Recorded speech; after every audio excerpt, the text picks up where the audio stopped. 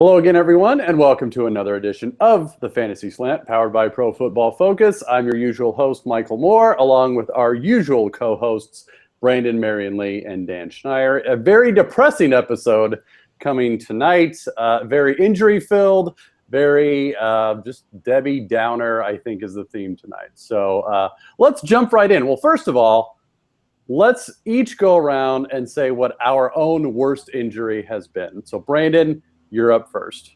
Worst injury, sport related or otherwise? I have chronic dislocation problems in my shoulders. So my shoulders dislocate if you look at them the wrong way. So Wait, yeah, like it's really an bad. optical illusion, or No, I've dislocated my shoulder by reaching behind me for a cell phone. They dislocate all the time. It started when I was 16. My dad has the same things. Actually, as we called him in the industry, he was injury prone when he himself played football at the University of Colorado. And so he has, but back in the 70s, they had the surgeries where they just cut you open. So he's like Frankenstein on his shoulders and his knees. We just have terrible joints. So I probably need shoulder surgery. I just haven't done it yet. you'll wait for the off season on that? Yeah, I gotta wait for the off season. They always try to give me physical therapy, but my shoulders dislocated every single time I've done physical therapy on week one. So I think that's the sign. Yeah, probably don't do that. No. Dan, what about you? Worst injury? Up until about 4 months ago, I actually consider myself invincible to injuries. I never did get injured, played a ton of sports. I played basketball twice a week. And then one day I was playing basketball, non-contact injury, came down with a rebound, felt a pop and tore my meniscus. And now this recovery process has lingered, and I had to quit my basketball league. It's kind of ruining my life in a sense, just because I like to be active. So as the once invincible person for injuries, I can now attest to that. It's not good to get injuries. I never really knew that, but now I know. Well, now I just feel bad because I feel kind of like a wuss because I detest any kind of physical activity, and I just didn't do a lot as a child. I think my worst injury was a broken toe, and that's when somebody stepped on it with a cowboy boot. Like, that's literally the extent of it.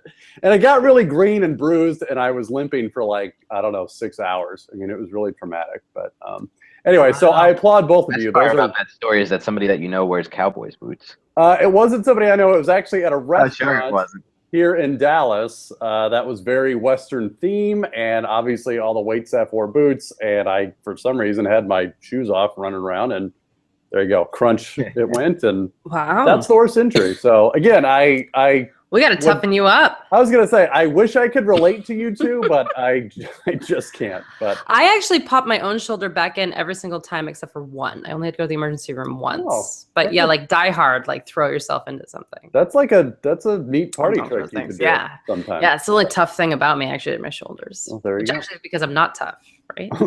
Well, I mean, that's pretty tough. Yeah, I don't know. Pretty tough. So Dan, you said you tore your meniscus, yes? Yes, correct. Great. Perfect segue to our first player we're going to talk about. And probably the most high profile, Adrian Peterson, diagnosed with a torn meniscus, out a minimum of 3 to 4 months. All indications are that Jerick McKinnon will finally get his time and be named the starter. He'll be spelled by Matt Asiata. So Dan, you're our torn meniscus expert. What's your take on Adrian Peterson's injury? Well, I'd actually also like to consider me our Jerick McKinnon expert, because I'm about to deliver some hot takes. It's the perfect. You're the perfect package, Hot take. As far as the meniscus goes, my friend told me earlier this week not to panic since I own Adrian Peterson for the first time and maybe his entire career. I've never drafted him before. I told him that, listen, I know that I'm not Adrian Peterson, and I apparently wasn't born with the knee cartilage of a newborn baby, as Dr. James Andrews once said about Peterson. I know this is going to take him a lot longer than people think. At the beginning of the week, we saw Zimmer say maybe it's only a week injury, maybe 2 weeks, and now it's probably the whole year. So he's done. I can't imagine he comes back. There's also some unconfirmed reports that he also tore his LCL. I started to lose track of what the LCL was when I learned about ACLs and PCLs and MCLs. So we'll let the LCL go for now. But I'm all in on the Jerick McKinnon train. I like that there's this narrative that Matt Asiata is going to be the guy or steal his touches or hurt his fantasy value in a way, because sure, I believe maybe Asiata will get some goal line touches, but I don't think that will extend throughout the entire red zone tree from the 20 on in. And as far as McKinnon goes, he's really an elite talent that's finally getting his chance. I've been waiting for this for so long. I wrote a piece about 4 months ago that I actually tweeted out today, which is me saying that McKinnon was basically the best dynasty target before the year. A lot of that had to do with Adrian Peterson's bloated $18 million, I think it's $18 or $16 million salary cap hit next year, which none of it is guaranteed. So the Vikings will be able to cut him and get rid of all that. And McKinnon has some really awesome stats that I want to talk about. In any game, and it's only happened 3 times in his career that he's had 16 carries or more, he's had 80 yards rushing. In 2014, sure, he didn't play that much. He kind of split with Asiata. But let's remember that he was also just a few months removed from playing football at Georgia Southern. He was a raw player. And since then, he's greatly improved as both a pass protector and in the passing game. Last year, he forced 14 missed tackles on just 113 carries, an additional 9 on 27 receptions, and he had 2.62 yards after contact per attempt. He was one of our most elusive backs. Also, he ripped off 3 runs of 15 yards or more, just 52 carries. But the key here is this. When McKinnon was in the game last year, and it wasn't that often, but when he was in the game, the Vikings offense completely changed. North Turner kind of switched things around. He went into a shotgun. He went to a more shotgun-heavy mode. On just 77 snaps en route, he had 24 targets. That's pretty unbelievable stuff. I don't know anyone in the running game. There actually is no one who was targeted more on a per-route basis. So I think this guy's going to be a PPR stud, and I'm all in. Brandon, what about you? Are you as high on McKinnon as Dan is? No, not right up top. He's actually struggling with a toe injury right now. No one's talking about that. He is listed as questionable. I can relate to that. They're very I mean, tough. Michael Moore knows what the toe injury is like. So I don't think they're going to give him 100% of the workload until he's off the injury list completely, because they do not want to lose him. That doesn't mean that I don't think he'll be good down the road. I think that maybe this week it'll be a little touch and go. So I would say that if he doesn't perform as well this week, I wouldn't freak out about it. Also, it's a tough matchup for them. So there's a lot of weird stuff going on here. What I will say, though, is that Matt Asiata, it was 2 years ago. We're kind of freaking out because that's the biggest, kind of example that we have of these two players. And Matt Asiata did get 10 total touchdowns to McKinnon's 0 total touchdowns. So that's what people are freaking out about. I understand that. I personally have Matt Asiata in a couple leagues because McKinnon was already taken. McKinnon was gone in a lot of deep leagues, so you probably couldn't get him in a lot of scenarios. If you were in a short bench kind of scenario, then yes, you could, but he was gone in a lot of my leagues. So I have some Matt Asiata, but I also think that the signing of Ronnie Hillman is a disaster. And I say that because Ronnie Hillman last year put up 863 rushing yards and 7 touchdowns. He also caught 24 passes for an additional 111 yards. He has a way of moving up and down depth charts on the daily, but I have a very difficult time believing that they're just signing him to do 0 work. He is kind of a multidimensional guy. He actually had more fantasy value than CJ Anderson last year. I know it's terrible to say, but it's true. I just don't think this is a spoof. I don't think this is one of those things where they kind of bring someone in as a Band-Aid. I think they may actually play him. So that would be my biggest issue. It's just that, we haven't seen McKinnon take on a full load. I want him to be exactly what Dan says. I think that he's wonderful in the smaller windows of what we've seen. The smaller doses. Yeah, the smaller doses. But, it's a great stat that Dan gave about the games that he's had 16 or more carries in. I really hope that that's the case. Just concerned about that toe injury this week. And I hope that doesn't open the door for Ronnie Hillman. I think he actually makes me more nervous than anything else. Okay. All right, let's go to another big running back injury. Doug Martin, not quite as serious, with a hamstring injury, out a couple weeks. Charles Sims, it's Sims time. So, Brandon, is he running back one material for this week and beyond? Yeah, he wants to be. He actually talked about that over the offseason. He said that he really wants to be a more complete back. He wants to run the ball, not just catch the ball. He has had 13 carries so far this season. He's gone for 33 yards. it is what it is.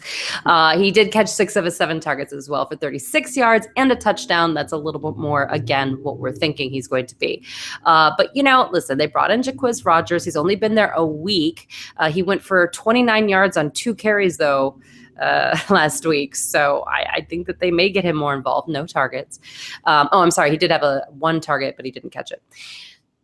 I'm a little nervous about that. And then Peyton Barber, undrafted rookie from Auburn, was inactive, kind of the same thing. We're going to talk about that a lot, right? Zach Zenner, Cameron Artis-Payne, same kind of thing, right? They were inactive, but now they're kind of this wild card that's there. I think Peyton Barber's a little raw to be leaned on myself in any sort of fantasy formats. But I just have a difficult time having them risk overusing Charles Sims for a small few weeks that Doug Martin's going to be out. We're hearing 3 weeks, but hamstrings, they're just kind of crazy soft tissue injuries. We just don't know. So, but again, I've been playing Charles Sims as a 0 RB person in multiple leagues already. So, this will definitely help him, hopefully. Dan, what about you? They play the Rams this week, which, the Rams had a pretty good defensive effort last week. Not so good a defensive effort in week 1. Which Rams defense is going to show up for Sims?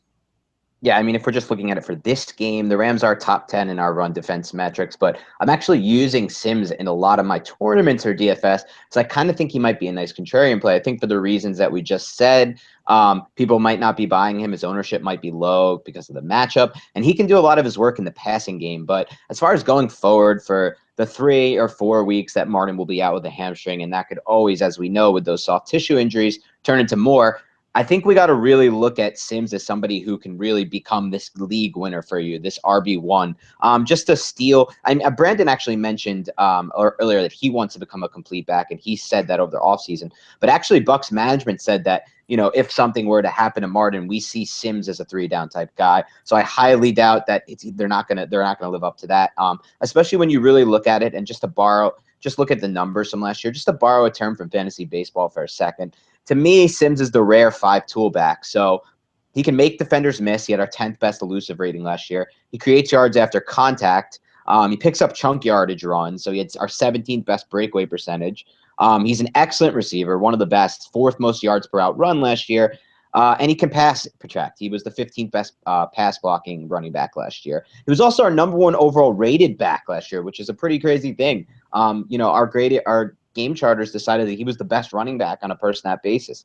So to me, Sims, who finished as the RB22 last year with barely any touches, and his first chance at potentially an every down role, I think he could be matchup proof. I really do. I know we talked about that. I said that last week with Spencer Ware, and it came back to really bite me. Brandon's at the other side of that. But you know what? He's a little more involved and has proven to be a little more involved in the passing game than somebody like Spencer Ware. That first week of pass production for Ware might be a little bit of fool's gold as I'm learning now myself. So you know what? This guy, to me, one of the best talents, now getting his chance. I love Sims. And also, do you know that they call him Chuck?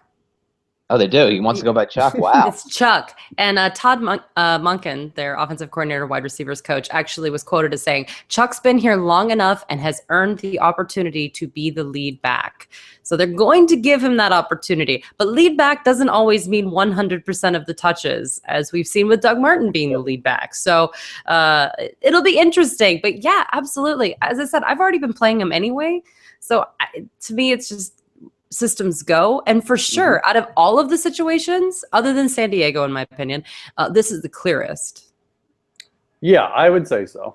I mean, probably even more so than Minnesota, like we were just talking about. So on that same note, let's go to a much murkier situation.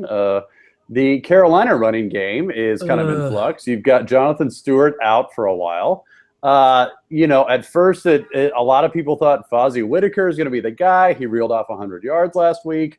Now they're saying Cameron Artis-Payne is going to be the starter, and they're going to throw in Fozzie Whitaker as sort of change of pace back. They play Minnesota this week, who has a very good defense. They're definitely not a pushover, but they are favorites at home. They obviously are very run heavy. So Dan, first of all, which running back is the one to take, and where do they fit in this week? So I think that Artis Payne is the one that I'm going to be owning. Artis Payne's the guy who, of course, he's been inactive, but I think a lot of that, as we're starting to learn now, just by the reports that have come out today, has to do with the fact that he's just not the kind of special teams player that the other backs were, who they kept active. But he's the guy who can do all the things for them. So he's obviously not amazing at any of these. I don't want anybody to get me wrong, but he can protect the passer. He's an asset in the passing game, and he can get what's blocked for him. I guess we can say that Fozzie Whitaker showed 2 of those 3 things last week. He got what's blocked for him, and he was an asset in the passing game. But Whitaker's somebody I think that's a little shakier in pass protection based on just kind of the numbers we've seen over their 2 careers. And obviously neither of them have had too many chances with Stewart, and with Stewart mostly healthy over the past, I don't know, year and a half. So to me, it's Artis Payne, but this is one of those situations I'm completely staying away from because, first of all, even if somebody does emerge as the lead back here, what is the ceiling there? Cam Newton steals so many rushing touchdowns, and they really don't. And the offensive scheme doesn't really involve the running back and the passing game too much. And I don't think either of these guys are going to tilt that either way because before Shula got there in Carolina, Jonathan Stewart was actually a pass catching back. He caught a lot of passes early in his career. And now he's nothing. So to me, it's one of those I want to stay away from, just like this situation was before Stewart got injured. Brandon, what about you? Are you taking Artis Payne this week? Yeah, I mean, I think that this is a murky situation. Last week was the first time that Fozzie Whitaker's ever gone over 100 yards in the National Football League. So congratulations to him. He did a really great job. Cameron Artis Payne, yes, confirmed he was inactive due to special teams issues. He averaged 4.1 yards per carry last year, and in 7 games, he carried the ball 45 times for 183 yards, 1 touchdown. He did catch 5 passes, but whatever. My problem is that we talk about touchdown vulture Cam Newton. Kind of the original touchdown vulture is Mike Tolbert, right? I mean, he's kind of the OG when it comes to vulturing touchdowns. So he only got 4 last year, but in 2013 and 2012, he got 7 each year. That's a lot of touchdowns. So for a guy that's not supposed to be that way. So I think they're probably going to draw up some plays that they've had in their back pocket for a long time for Tolbert at the goal line. So that makes me a little bit nervous. The coach said basically that, and also I'm learning all these nicknames. They call Cameron Artis Payne Cap because that's his initials. Hey, fun fact. Look at that. So so Ron Rivera said the Cap is a stout inside runner with good vision who makes some good cuts. Fozzie is niftier with a little better lateral movement. So I thought that was an interesting assessment. I wasn't thinking that way until he said it. And I was like, really? That's how you view them? All right. So I don't know. I think it's that confusing. I would have never called Fozzie Whitaker like nifty, in anything. Like just niftier. It's like, really? Yeah. I think, like we're all saying, it's just kind of too murky to, say for sure which way we would go. So probably avoid this week. Another running back situation, this one in Detroit. Amir Abdullah hit with the IR. He'll be out for at least a couple months. This one, it's not that they don't have good players behind Abdullah. It's just kind of what their roles are going to be. You've got Theo Riddick, traditionally the passing down back, who I guess could be the first up as far as the first and second down guy. You've got Dwayne Washington, the rookie, who's actually been pretty, impressive the first couple of weeks. So, Dan, what do we make of this dynamic there in Detroit? So a lot of people are actually using Riddick in their daily fantasy lineups this week, both cash game and GPP. So I find that interesting because obviously when you find those situations, you sort of want to avoid in GPPs. You can go ahead and play them in cash if they're right, but in GPPs you want to avoid because the ownership percentages will be too high. But I don't really understand it because what is his role definitely going to increase? Theo Riddick's not the type of guy who can take over and do a lot of the things that Abdullah did or even Joique Bell before him. So, I mean, to me, I just don't think that he's really going to get too many more touches. So I think that Dwayne Washington is an intriguing player. So I looked back at kind of what he did at Washington University in college, and he was kind of rarely used. He never topped 750 yards rushing. He was involved in the passing game, but it wasn't really one of those production guys. I guess he was more of the size speed freak, and then he dropped into the 7th round of the draft. So to me, I'm not going to go too crazy about a guy like that either. I guess he could be a decent fit there, but I'm gonna stay away from everyone there pretty much, except for Riddick, obviously. But I'm not gonna go all in on Riddick and Daly. Brandon, what about you? Who are you taking this week for Detroit's running back? According to Pro Football Focus, Theo Riddick is the 10th highest fantasy scoring quarterback in standard leagues and the 8th highest in PPR so far this season. Running back. Or running back, I'm sorry. Yeah. Not Julian Edelman. Not Julian Edelman. It was not Julian Edelman. Yeah. So I mean, he is that productive. Yeah. With can he Amir do Abdullah on right? Can he do it, again? Well, it depends. It depends on how good Dwayne Washington and Zach Zenner can be. Again, Zach Zenner, inactive for the first 2 weeks. We're figuring all that out as well. He's back. They like him. I don't think that's going away.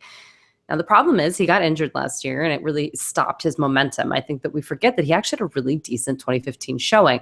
So I think that, once again, we're talking about there's one guy that we know has a role, and if you have him, great, but he's not available. There are very few leagues where Theo Riddick, Charles Sims, and Jerick McKinnon were all available, or any of them available. Right. So I think that what we're doing now is we're wondering who's getting the scraps, because some of us are desperate enough to need scraps now in week 3. Unbelievable. I've never encountered something like this before, where people, poor Dan, talk to us about his team. Can you tell us that team again? How many players you lost? List them. It's crazy. I'm going to do it as fast as possible because nobody wants to hear about sad fantasy football stories. But I'm going to go with Adrian Peterson, Keenan Allen, Dante Moncrief, Amir Abdullah, Chris Ivory, Tony Romo in a 2 QB league, and Corey Coleman today.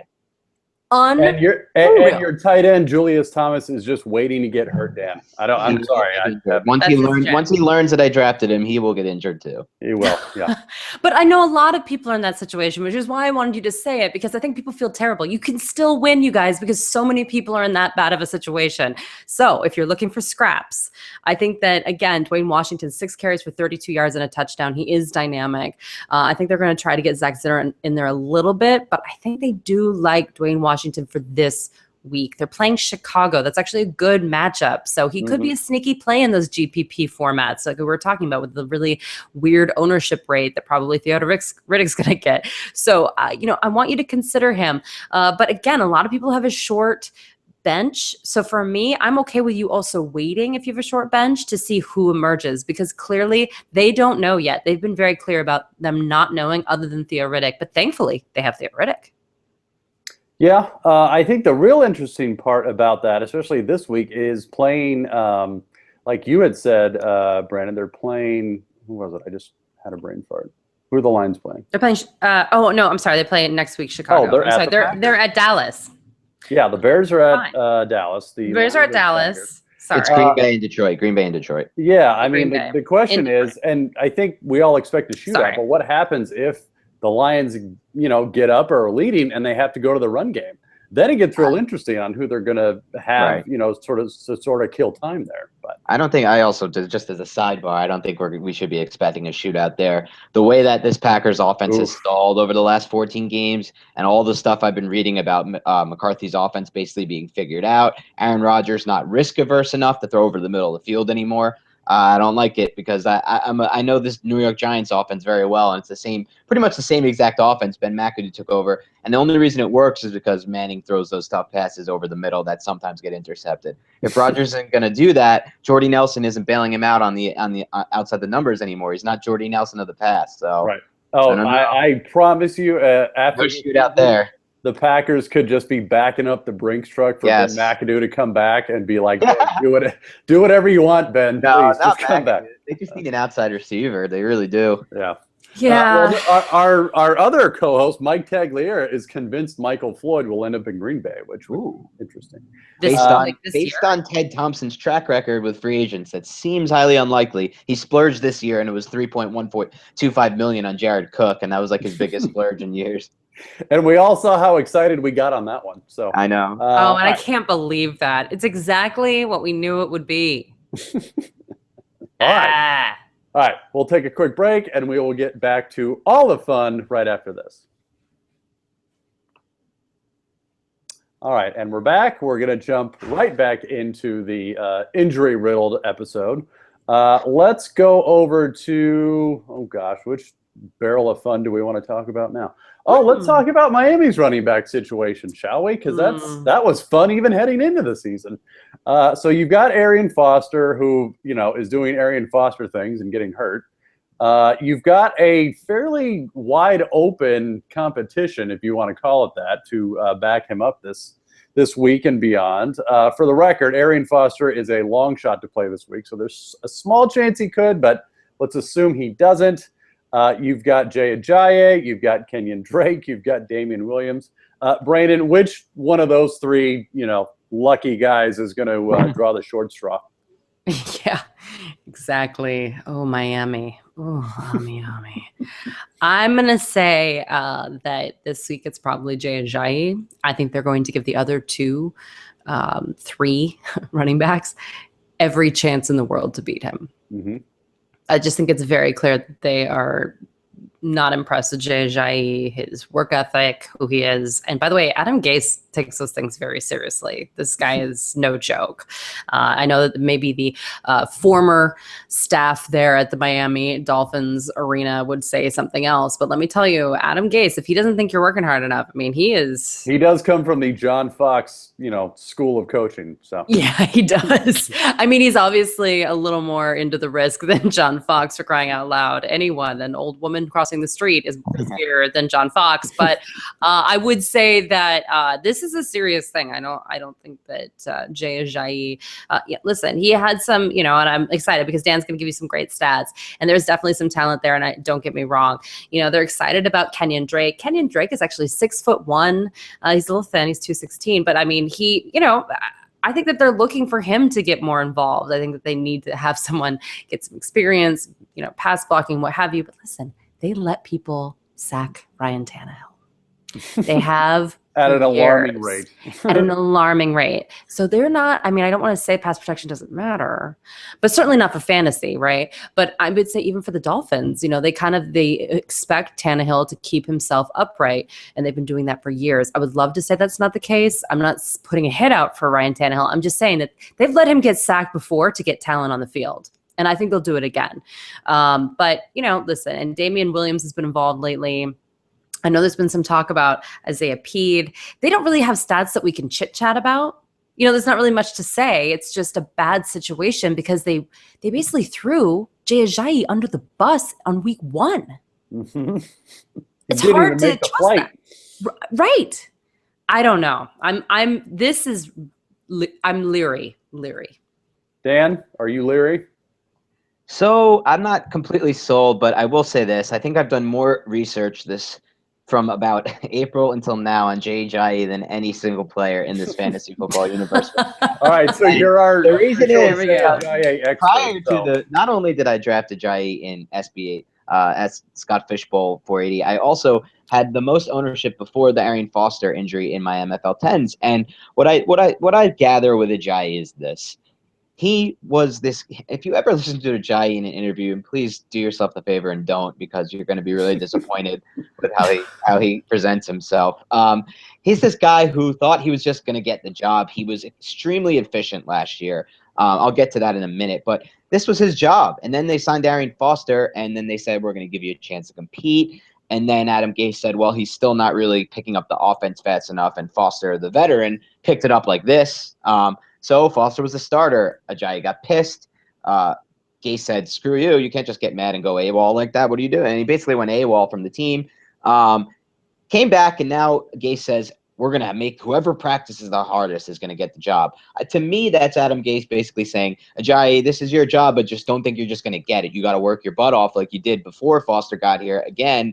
And then you got it, or then you're probably going to get it, because the thing with Ajayi, and I think Brandon actually brought up an amazing point, and when she said that the Dolphins like to use their running backs in the passing game a lot, they often don't even bring him in for pass protection. That's great news actually for Ajayi, because back when he was a rookie, back when he was actually entering the draft, one of my favorite running backs in the draft, and then that knee injury dropped in the 5th round. Ajayi finished with the 5th most yards per route run of the entire of his entire draft class, and he also ran the most pass routes of any running back in college football his last season. So he was used at Boise as a receiver too. So I think the issue with him is he didn't pick up Gase's scheme quick enough. That was the issue. I mean, he played in a completely different offense last year, and now this is a new thing. But he has more time there, and now there's no excuse now because Foster's injured for now. As we said, long shot to play, and given his history, he's probably going to be gone for longer than just this week.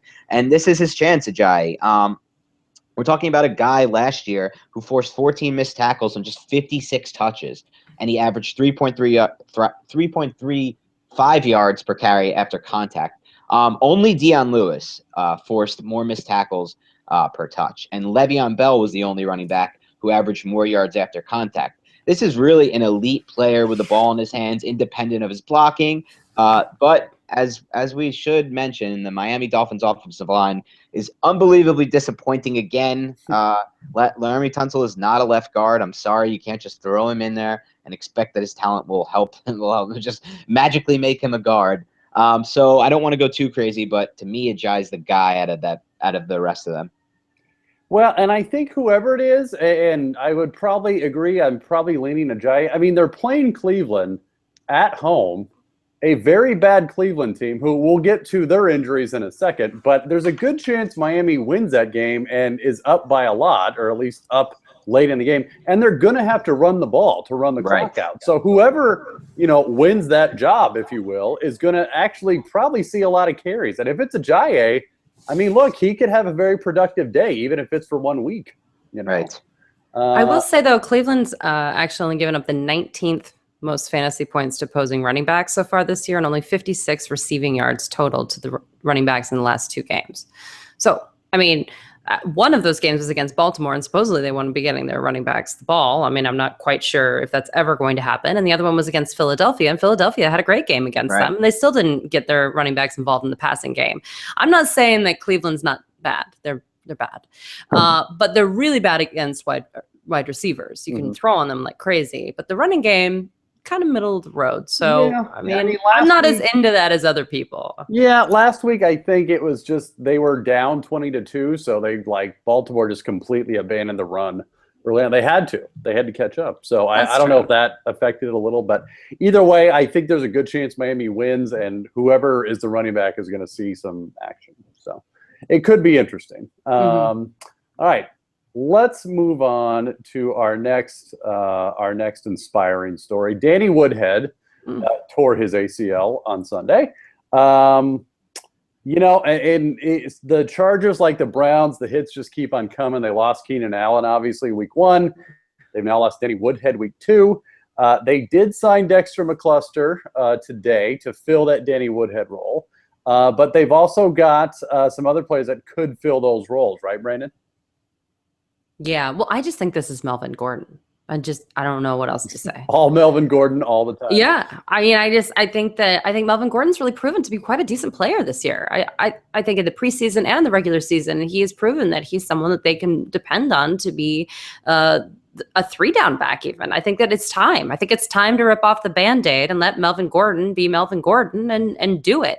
Now, the problem with San Diego is, and has always been, at least in the last few years, their offensive line. They have issues. They were the 32nd ranked offensive line, according to Pro Football Focus in 2015.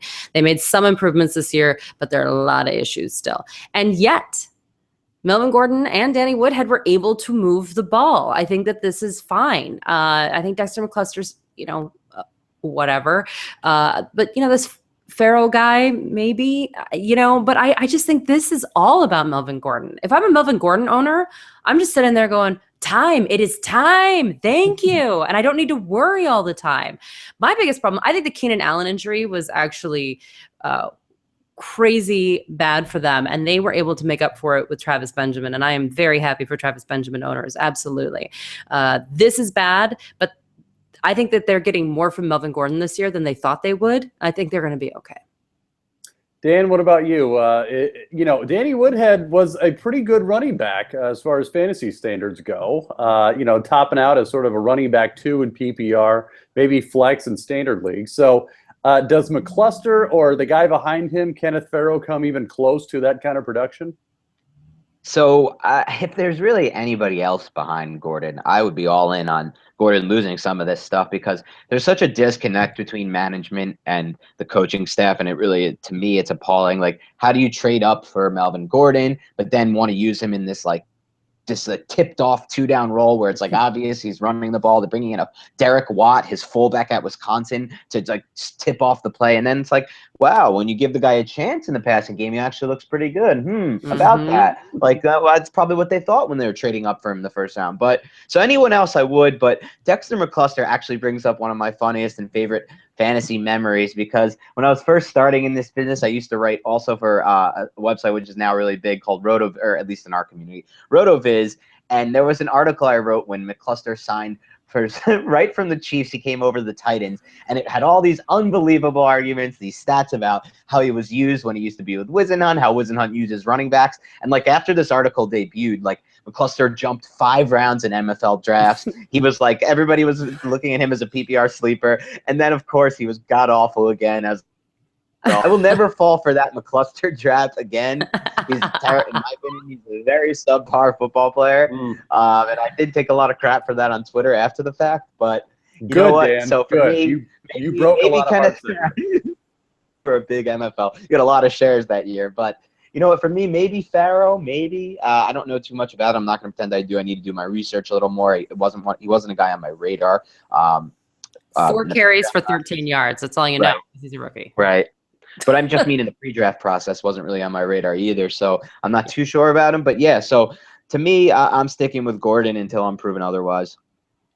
Yeah, and look, for Gordon, I mean, he could have a borderline running back 1 week this week. He's at the Colts, and they have not done well against the run this year, whether it's this year or even last year. So, Gordon could have a pretty big game. There won't be a cash game lineup I don't have Gordon in, especially after what I watched happen the last 2 weeks against that Chargers run D. Right. All right, let's get off of running backs for now. Let's go to some quarterbacks. You had Jay Cutler, who injured his thumb. You've got Brian Hoyer stepping in. Brandon, is Hoyer worth monitoring in, say, like 2 quarterback leagues, for example? Yeah, so let's look at the schedule for Chicago here. So right now they're at Dallas, then they play Detroit, then they're at Indy, then Jacksonville, then at Green Bay. There are a lot of weeks there with some Hoyer garbage time potential, especially if you're playing DFS. Which is his specialty, by the way. It's all Hoyer all the time in the garbage time. Now, last year he played 11 games in Houston, and we laugh, but hey, DeAndre Hopkins was A-okay. I know everyone's really worried about Alshon Jeffrey. I am not worried about Alshon Jeffrey at all. I think that this does hinder Kevin White becoming anything special anytime soon. That's someone I'm just straight up dropping in leagues. I don't think that's going to happen unless I'm in a really deep league. All signs point to no go. I think that this also means that as much as they would like to, I think, shy away from Jeremy Langford, which I know that Dan wants to discuss this as well. I think it's going to be tough for them to transition quarterbacks and running backs at the same time. This is John Fox, after all, that we're talking about. But at some point, I think that that's going to eventually happen, especially after Langford's week 2 issues, if you will. But you know what? Listen, I think that, Hoyer is fine, and he has a good schedule. I think that if you are playing DFS or in 2 quarterback leagues, you could do a lot worse. And I don't love him. He's not someone that I would throw into all of my cash games because he's cheap. I think that would be a lot. But I do think that, you can have some exposure to him in different places. Again, 2,600 yards last year, 19 touchdowns to 7 interceptions. He blew it in the playoffs. So I think most people are scared of him because they're just remembering that terrible, terrible game in the playoffs. But during the regular season, it actually wasn't half bad. Dan, Brandon had brought up Langford and Jordan Howard. You had some interesting notes on those 2, right? Yeah, so I will say this to throw it out there so everybody knows. I was a huge Jordan Howard believer. I had him much higher ranked in my pre-draft process than almost anyone else, except for actually our CFF staff, which really loved him. They said he's one of the they singled him out as one of the 2 or 3 guys they thought could take over as a full-time back If you put on his game tape against Michigan last year, you're just going to see a man among boys. And the reason why I like him even more going forward is because I think this Jeremy Langford train is finally starting to derail off these tracks. Obviously, if you guys have, for all our listeners who have followed PFF Fantasy for a while, you know that this whole anti-Jeremy Langford thing started with Mike Clay's dismantling of Langford in every possible aspect of the game. 7 months ago, he wrote one of the best articles, I think, of the whole fantasy offseason. Pretty much said, it showed how in every single possible way you can be a running back in the NFL, Langford was awful. And guess what? Nothing has changed this year. Langford has 85 yards on 28 carries. This is a 3.0 yards per carry average. He's doing this behind the 5th best run blocking team in the league. The Bears were one of the best run blocking teams last year. They are again. They added Josh Sitton at guard. Cody Whitehair's transition fine at center. He's our 12th best center so far. And he's still doing nothing. I don't understand it. I don't understand why he's playing. My favorite stat for Jeremy Langford here is that he is dead last in our elusive rating out of 42 running backs. And the reason why, on 31 total touches, receptions, and rushes, he hasn't forced a single missed tackle this year. Not one.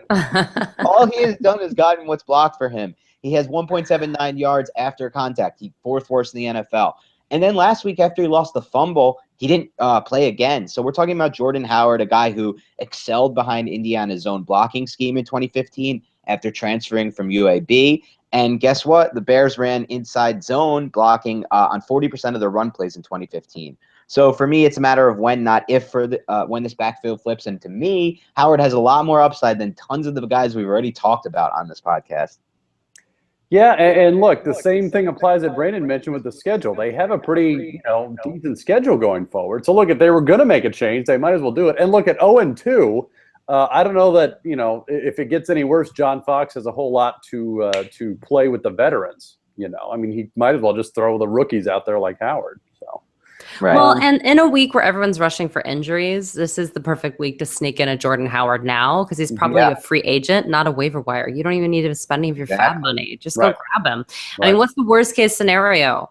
After 2 weeks, you drop him. Fine. Right. Do you know how many other people you're going to have to drop because they all drop like flies on their own? Come on now. Well, and I think if you're from the school that loves Kenneth Dixon and says, hey, he's going to be picked up later after he recovers and take that job, I think that applies to Jordan Howard too. It's not like the guys in front of him are quality that he has to, do above and beyond to jump them on the depth chart. And Jordan Howard's healthy. That's a huge difference. Right. I mean, here we are, we're talking about Kenneth Dixon. Like, all of a sudden, he's just going to magically be 110% when he comes back and, like, not make any mistakes because he's a rookie. I mean, hello, there are a lot of issues with Kenneth Dixon. I don't have a problem with him. But I'm saying, much like my Ezekiel Elliott analysis, rookies have problems with ball security and pass protection. You should just write it in. Assume that's going to happen. And especially if they didn't have time to practice with the team. This guy has been hurt for a long time. I would rather have a Jordan Howard who's actually been with the team, has been practicing, has been out there running with everyone else, running with the first teamers. Yes, he's only had 5 touches, and I understand that. But certainly, I think that Dan's point is great. I think the only thing that I'm worried about is John Fox's head exploding, putting in a new quarterback and a new running back. It just seems like a lot of risk for him. So maybe. Hey, if Langford keeps running for 3 yards a carry, then I don't think it'll be that difficult. All right, let's get to another quarterback injury. Jimmy Garoppolo, who completely went off before getting injured last week, looking doubtful for Thursday night's game. Enter Jacoby Brissett, the rookie. Saw limited action at the end of week 2. Looks to be the starter for Thursday's game. Julian Edelman appears to be the backup, which I think we're all hoping we see that. But Dan, with Brissett, is he a guy that you should look to add in 2 quarterback leagues?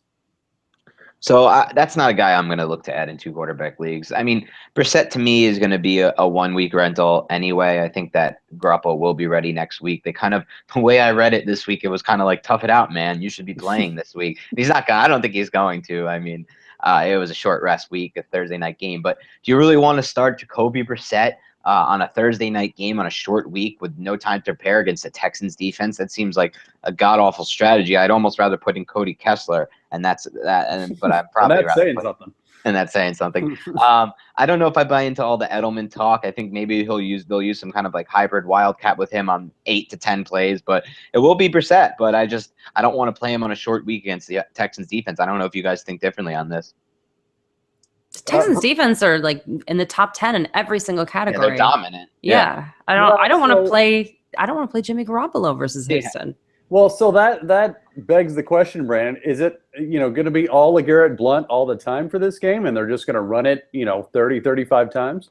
I think it's going to be all LeGarrette Blount all season, and I never say that about the Patriots. I think they're enjoying how he's running the ball. I think that they like that they're controlling the clock. He's able to make them a successful team. I think he's been integral to them going 2-0 so far. I think that, Bill Belichick is very pleased with what he's gotten out of LeGarrette Blount. I think it will be a lot of LeGarrette Blount. Again, Houston, very good against the run, so he'll probably have a bad yards per carry average, which sometimes isn't bad. Matt Forte's role last week was strictly to wear down that defensive line. He ran up the middle almost every single time, only got 2 yards here, a yard there, whatever. But that was the game plan. New England's probably going to do the same thing. They just kind of run out the clock, go up the middle. There's a little more to the story than that. So, yeah, I'm fine. I'm fine with that. My thing with Edelman is those of us that are trying to lean on him as a wide receiver. How much playing time is he going to get as a wide receiver? Can we still play him? Because are they going to make sure that he's healthy in case something happens to Brissett? What do we do about that? That's my question. I don't know. I don't know. I literally don't know. I mean, I think, I don't think that's going to inhibit them. I mean, if they have to have some other player as the backup to the backup, I think they will. And look, they, like Dan said, they could go Wildcat and just do that for 40 times a game. And there you go. So you think that he's still worth a start then if you were. I think so. Any league, I think they PPR and standard? Yeah, I think they have to. I mean, they're dropping like flies there. I mean, they've got Marty B. He's pretty good. Gronk, actually, we should mention, is kind of 50-50 at this point to play. But look, but you bring up a good point. If Gronk can go, then they may, scale Edelman back a little bit and not throw him over the middle so much to lower that risk. But all right, well, let's get to our last depressing topic of the episode. The Cleveland Browns, always good to be a Debbie Downer. Let's start with the more depressing news. Corey Coleman broke his hand. Not quite a timetable yet, but needless to say, it will probably be a while that he's out. So, Dan, you've got Josh Gordon still serving the suspension for 2 more weeks. You've got Terrell Pryor there. Between that and between Kessler probably starting at quarterback for the injured McCown, who is starting for the injured Robert Griffin. I mean, is there anything there, whether it's in, daily stuff or 2 quarterback leagues or anything, anything positive out of there? Nothing positive. I mean, for this week, if you're asking about going forward, things could change maybe when Gordon gets back in the lineup, but I actually wrote about this a little earlier today. It actually came out this morning, and now it looks a little stupider a little more stupid since Coleman's out. But I said to sell Josh Gordon because he's now going to be playing with Cody Kessler, who doesn't have the arm strength to get him the ball out there, and he also really wasn't that good in his last season. But that's besides the point. But for me, I think that I'm completely avoiding this entire situation now. Sure, the Browns may have a decent functional offensive line with some talent over the years they've drafted, but that's not enough to really get anything going. They do have a good coach too, and he knows how to scheme things and get some yards and things like that. But Cody Kessler is going to be really bad. I mean, this is a guy who the analysts at CFF had a 4th-round grade on. They basically said his arm strength will limit him to a backup role at the next level, but now he has to be the starter. Corey Coleman's ability to create separation in the short to intermediate game, that was okay. That was a decent fit for Kessler, but he lost that guy now. So now he has 2 big, lumbering, deep threat type guys in Gordon, and when he gets back, and Pryor. I mean, the whole thing doesn't seem to fit anymore. Brandon, what about you? Are you avoiding this dumpster fire? For the most part, I expect. I don't listen. When it comes to college football, I kind of just watch it with like an NFL lens and like very sparingly because I'm usually on radio or doing something else on Saturdays. So I really rely on our research analysts. But a lot of people really like Ricardo Lewis. He is still on this team. He may step up a little bit now with Corey Coleman out. He's one of the rookies that they picked up in the draft when they drafted like 1 million wide receivers all at once. He's someone that I'm kind of paying attention to. He posted 68 catches, 578 yards, and 2 touchdowns, 8.5 yards per catch per carry. I'm sorry, when he was rushing for the Tigers. But then they switched him over. He's kind of that intermediate guy I think that they're looking for. Listen, it's a huge stretch. This is just for people in super, super deep leagues and very, very desperate situations, which is not as bad yet for wide receivers. But I did want to say his name out loud. Other than that, I'm just thankful that I have a lot of Isaiah Crowell in my life and not much else from the Browns, because I think that that's kind of where they're going. That's where they've been. I think Hugh Jackson wants to do a lot of cool things, but you can't do it if you literally have an injury or 3 every single week. It's unbelievable. And not only that, but, Gary Barnidge just got healthy again. Josh Gordon's suspended. By the way, there's another arrest warrant out for him. It's because he didn't take a paternity test, and supposedly it's not going to affect how he interacts with the team. But the whole point is that it's about decision making, which has kind of been their issue with them the whole time. And again, Hugh Jackson's kind of like Adam Gase. Those things matter. I mean, they need talent. Don't get me wrong. They're not going to like bench him or anything.